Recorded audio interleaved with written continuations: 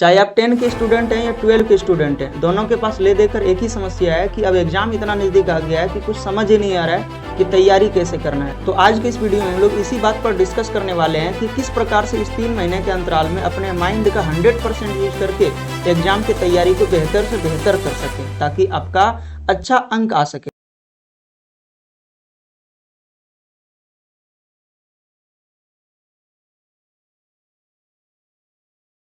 नमस्कार, मैं हूं सुनील सर और सनमैटिक्स लर्निंग में आपका स्वागत करता हूं। आज हम लोग इसी बात पर डिस्कस करने वाले हैं कि किस तरीके से इस बचे हुए 3 महीने के अंतराल को 100% यूज कर सकें, पढ़ाई के माहौल को क्रिएट कर सकें, ताकि आपकी तैयारी बहुत ही बेहतर तरीके से हो सके।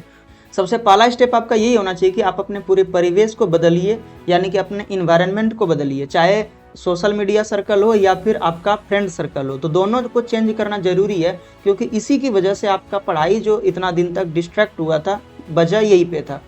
तो सबसे पहला तो आपको ऐसे दोस्तों से दूरी बना के रखना है इन 3 महीनों तक, जो आपको अलग अलग कामों में अलग अलग एक्टिविटी से जोड़ता है। दूसरा आपका ये होना चाहिए कि जितना भी आपका सोशल मीडिया का एप्लीकेशन है, चाहे यूट्यूब है, फेसबुक है, व्हाट्सअप है, इंस्टाग्राम है, या फिर आप कुछ ऐसे स्टूडेंट हैं जो फ्री फायर खेलते हैं, तो ये सारे चीज़ों को आपको पूरी तरीके से अवॉइड करना है। इसको अवॉइड करने के लिए सबसे पहला तो ये है कि आपको नोटिफिकेशन पूरा बंद करना पड़ेगा, क्योंकि ज़्यादातर आपको डिस्ट्रैक्ट करने के लिए नोटिफिकेशन ही काफ़ी है। जब आप कोई एप्लीकेशन का नोटिफिकेशन देखते हैं तो उस पर जा करके क्लिक करते हैं और 1-2 घंटा कब बीत जाता है पता ही नहीं चलता है। तो आपको अलग अलग एप्लीकेशन का, चाहे नोटिफिकेशन व्हाट्सअप का हो या फेसबुक का हो या इंस्टाग्राम का हो या यूट्यूब का हो, हर एक का नोटिफिकेशन आपको बंद करना है। आप नोटिफिकेशन कैसे बंद करिएगा, तो यूट्यूब पे जाके सर्च करिए how to disable notification of YouTube. तो ऐसे करके अगर आप देखिएगा तो नोटिफिकेशन आपको बंद करने का ऑप्शन मिल जाएगा, या आपको वीडियो बहुत तरीके का मिल जाएगा, वो आपको जाके देखना है और आप करिए। ये आपको हम यहाँ पर नहीं बताने वाले हैं। लेकिन अब एक चीज़ और है कि आपका जो, मान लीजिए कि कभी कभी आपके माइंड में आ गया अपने आप की, चलिए हम थोड़ा देर के लिए देख लेते हैं इंस्टाग्राम, तो ये जो है, ये चीज़ को आप कैसे दूर करिएगा। तो इसको दूर करने के लिए आपको करना क्या है कि इंस्टाग्राम का जो फीड है उसको चेंज करना है, यूट्यूब का जो फीड है उसको चेंज करना है। जो रिकमेंडेशन आता है जिस प्रकार के वीडियो का, जिसको आपको देखने के बाद लगता है कि नहीं ये तो देखना ही है हमको, तो ऐसे वीडियो आपको ना मिले, इस चीज़ के लिए आपको क्या करना है, आपको पूरा हिस्ट्री क्लियर करना है। आपको नया चैनल कुछ सर्च करना है ताकि उससे रिलेटेड आपको वीडियो दे। उस प्रकार से आप वीडियो को देखते हैं, उसी प्रकार से आपके फीड में वीडियो आता है।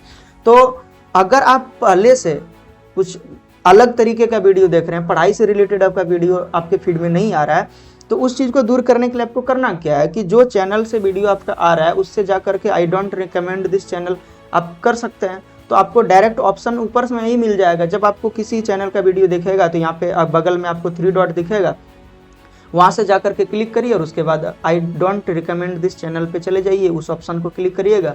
दोबारा आपको उस चैनल से रिलेटेड कोई वीडियो नहीं आएगा। कुछ दिन के लिए आपको ऐसा त्याग करना ही पड़ेगा। ये 3 महीने तक जब तक ये त्याग नहीं करिएगा तो आपके बस की बात नहीं है कि अच्छा नंबर ला पाइएगा। एक चीज़ और है, अगर आप इस चीज़ों को अच्छे से कंट्रोल नहीं कर पा रहे हैं, इतना अगर झोल झाल नहीं करना चाहते हैं, तो आप एक न्यू ईमेल बनाइए और उससे आप अच्छे तरीके से चलाइए। मैं खुद 5 ईमेल को यूज़ करता हूँ, अलग अलग परिवेश के लिए अलग अलग प्रकार के ईमेल को यूज करता हूँ। कुछ ईमेल के यूट्यूब का फीड ऐसा है जिसपे अलग अलग प्रकार का मनोरंजक वीडियो आता है, कुछ पे पढ़ाई से रिलेटेड वीडियो आता है। तो ये चीज़ होता है कि हम जब जैसा वीडियो को देखना चाह रहे हैं, जैसा मेरा माइंडसेट है, वैसे हम चेंज कर लेते हैं। अगर मान लीजिए कि हमको आज मनोरंजन के लिए चाहिए वीडियो, तो हम दूसरे ईमेल को हम लोग चालू कर लेंगे उस समय के लिए, तो ये चीज़ हो जाता है। अब अगर मान लीजिए कि हमेशा के लिए वही अगर चालू रहेगा, तो कभी भी हम YouTube देखेंगे तो उसमें एक वीडियो आ जाएगा, वो देखने का मन करेगा। और ये चीज़ आपको अवॉइड करना ताकि आपको बेहतरीन रिजल्ट मिल सके। अब दूसरा स्टेप आपका ये होना चाहिए कि जब आप पूरे परिवेश को कंट्रोल कर चुके हैं, तो दूसरे में आपको ये करना है कि आप अपने पूरे सिलेबस को एनालाइज करिए। बैठने से आपको कुछ नहीं होगा। जब पूरी तरीके से आप कंट्रोल कर दिए तो घर में बैठ जाइएगा तो क्या पढ़ाई नहीं हो जाएगा। तो आपको करना क्या है दूसरे स्टेप में कि आप अपने पूरे सिलेबस को बहुत ही बेहतरीन तरीके से एनालाइज करिए। आपको अगले वीडियो में हम एनालाइज करने भी बताएंगे।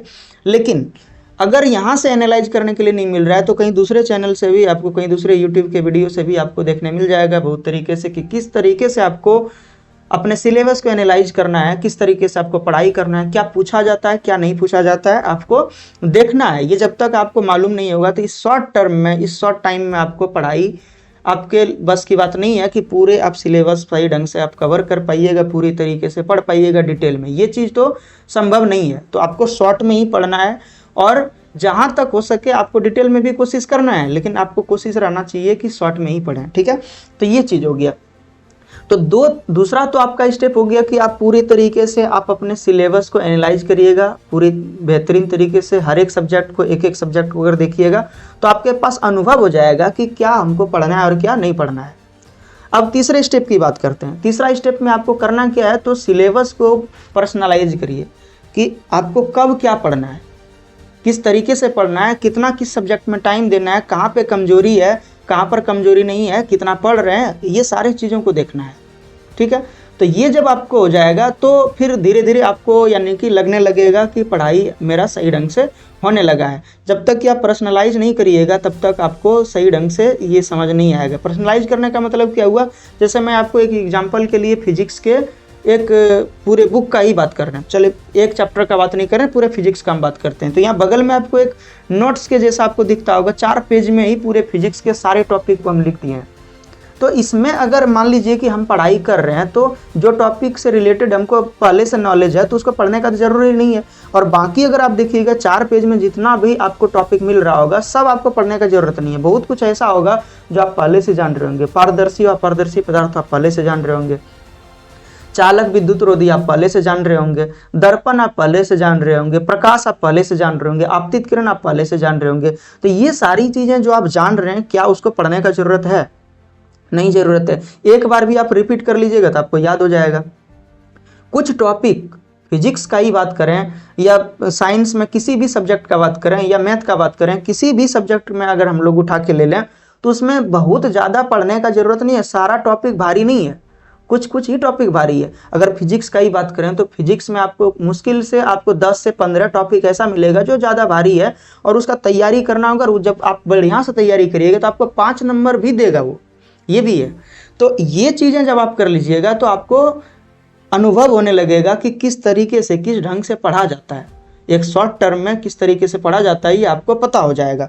और एक लास्ट स्टेप आपका क्या होना चाहिए कि हमेशा आप अपने स्टडी को ट्रैक करिए।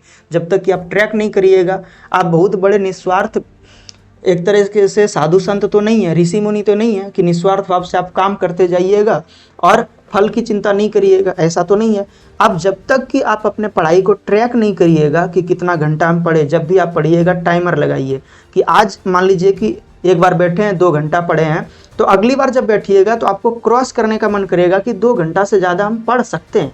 जब आप आज मान लीजिए कि 10.5 घंटा पढ़े तो अगले दिन आपको जरूर होगा कि 10.5 घंटे से जरूर ओवर करें, मतलब क्रॉस कर जाएं।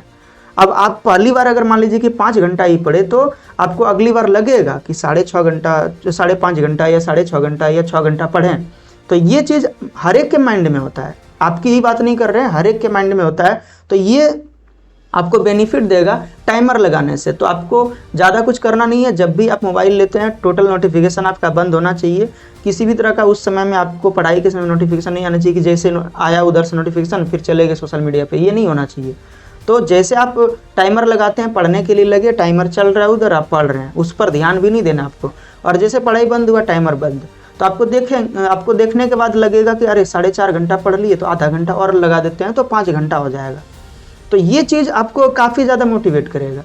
तो ये चीज़ है, जब आप पहली बार देखेंगे कि हम 10 घंटा पढ़ लिए तो बहुत ही आपको खुशी होगा अंदर से। और एक चीज़ और आपको करना है कि जो भी आप पढ़ रहे हैं तो ये भी आपको ट्रैक करना है कि क्या क्या पढ़े, कितना याद है, कितना बाकी है और कितना और पढ़ना है। तो ये सारा चीज़ जब आपको देखने मिलेगा तो इससे क्या होगा कि आपको पूरी तरीके से अनुभव हो जाएगा कि किस तरीके से पढ़ना है, क्या बाकी है, क्या पढ़ चुके हैं, कितना याद है, कितना याद नहीं है। ये सारी चीज़ें जब आप करने लगिएगा तो आपको पूरी तरीके से अनुभव होगा और आपके पढ़ाई में इंटरेस्ट, आपको पढ़ाई में इतना इंटरेस्ट आ जाएगा कि हमको बोलने का ज़रूरत नहीं पड़ेगा कि 10 घंटा पढ़ना है या 8 घंटा पढ़ना है या 16 घंटा पढ़ना है। ये आपको हमको बोलने का ज़रूरत नहीं पड़ेगा, आप खुद पढ़ने लगिएगा। तो यही चीज़ें हैं। और आपको ये बात भी याद रखना है कि एक सब्जेक्ट के लिए मिनिमम आपको 2 घंटा तो देना ही है। 2 घंटा से अगर कम आप टाइम दीजिएगा इस लास्ट टाइम में तो सोचिए कि संभव है ही नहीं कि किसी भी एग्ज़ाम में अच्छा नंबर ला सके। तो यही चीज़ें हैं। तो ये 4 चीज़ों को जब तक आप कंट्रोल नहीं करिएगा, ये चारों चीज़ों को जब तक आप व्यवस्थित ढंग से नहीं करिएगा, तब तक आपका तैयारी होने वाला नहीं है। मिलते हैं अगले वीडियो में, तब तक के लिए जय हिंद।